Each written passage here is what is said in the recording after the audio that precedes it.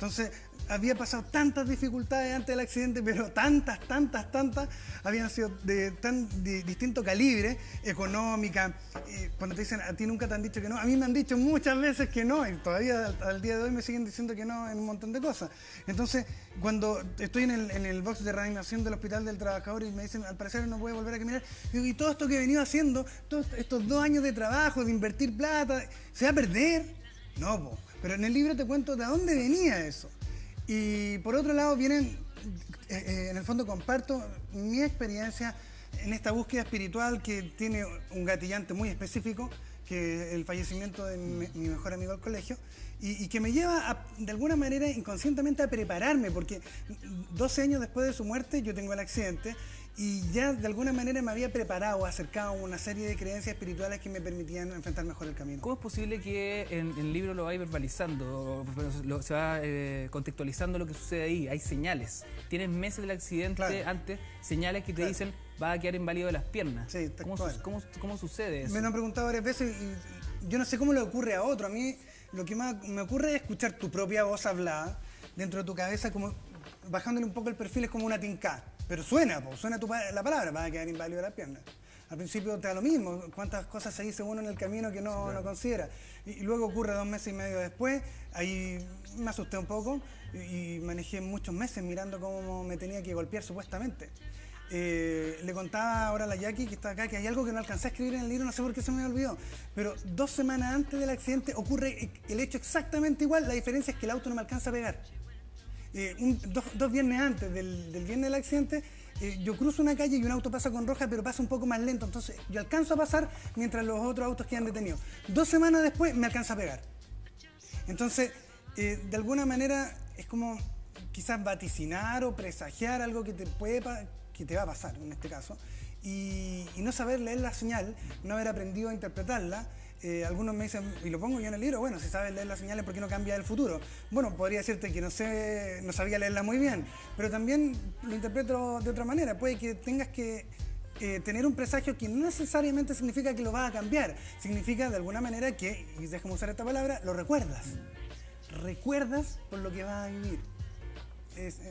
Da para largo hablar en esa semántica del concepto que estoy planteando. Ahora, insistir en el tema como de ese ADN de emprendedor y como cojones para salir adelante con tus propios proyectos. En el fondo, tú tenías ahí una preparación para enfrentar el accidente, siento yo, mucho más que cualquier persona común. Y digo esto porque teniendo buenas oportunidades laborales de emprendimiento como en empresas ya desarrolladas, tú dijiste, loco, yo quiero ser mi propio director, quiero yo llevar liderar mis propios proyectos audiovisuales, quiero dirigir. Te independizas del proyecto Patiperro en ese mismo No, había dejado Patiperro, estaba trabajando con Cristian Leighton. En su productora.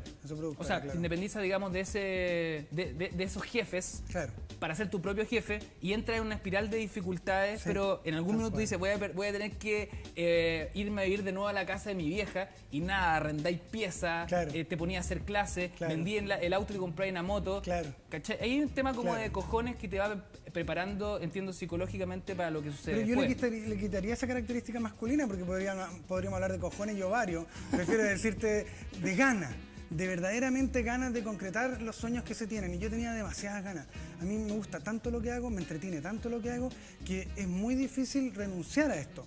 Entonces, si frente a las posibles alternativas que se pueden dar más allá de las dificultades de un momento, estás dispuesto a buscarlas, a encontrarlas, bueno, yo prefiero siempre intentarlo. Yo me acuerdo cuando Yoda le decía a Luke Skywalker sacando a la nave del pantano, hazlo, déjalo, intentos no quiero. Bueno, yo decía viendo la película, oye, Yoda, yo por lo menos lo intentaría, o sea, independiente de que no me resultara, permíteme el intento. Entonces, sí, en esas circunstancias lo que yo hago es intentarlo. Y en ese intentar hay un emprendimiento de 7 años de rehabilitación de algo puntual como un accidente, pero también el libro habla de 17 años de emprendimiento desde, digamos, tu estudio universitario en la Andrés Bello, ¿cachai? Ahora, el tema del pudor en la narrativa, ¿cómo lo enfrentáis? Los personajes que están involucrados acá son personajes reales, concretos, de hechos que sucedieron y que están plasmados acá con lujo de detalle. Es minuciosa cada explicación de tu infancia, de tus padres, de la universidad, de tu desarrollo profesional haciendo un par de prácticas. Es heavy igual, las pololas, hay una que termina contigo en un momento muy crudo. Tú reflexionar mucho sobre eso también. Claro. Bueno, como te decía al principio, si algo tan íntimo puede ser tan universal, ¿por qué no compartirlo? A mí me ha pasado por leer otros libros de otras personas, historias muy íntimas, que me han servido tanto en mi propio camino, o entregas tan perfectamente individuales como cuando ese amigo me dice no existe el fracaso, existe el abandono.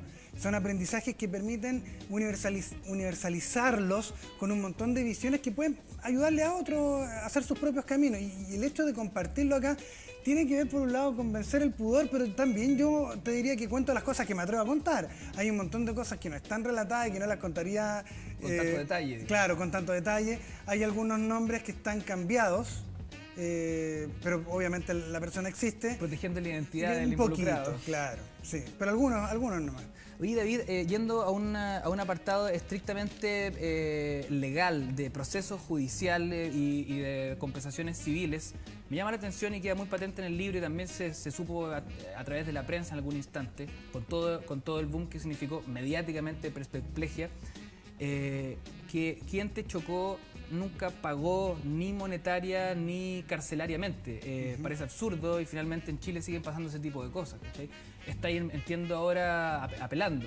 Luego de muchos años, claro, se sigue en esto, y quien fue culpable de un choque que te dejó parapléjico no tuvo ninguna paga. Sí, es fuerte como tú le decís, y es una realidad, por lo menos, que se sigue dando en Chile. Yo no soy ni el primero ni el último al que le van a pasar, claro, estas cosas en nuestro país a nivel judicial. Pero tenemos esta oportunidad de, claro, de mediatizarlo, digamos. Gané el juicio, lo gané. Se demostró que yo no era culpable, sino inocente. Se demostró que la otra persona era culpable por haberse pasado una luz roja. Luz roja 8 segundos después que la luz ya estaba en roja. Sí, de hecho había un carabinero detrás mío en moto que vio todo.